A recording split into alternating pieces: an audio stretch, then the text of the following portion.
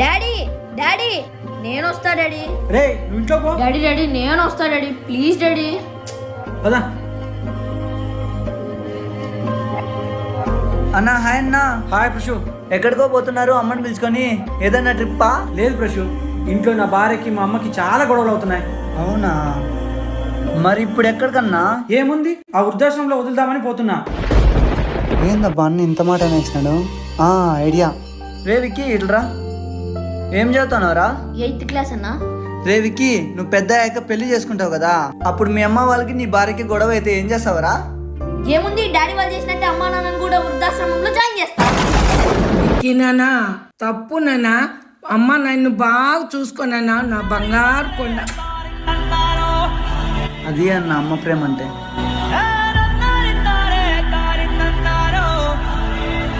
Please subscribe చేయండి.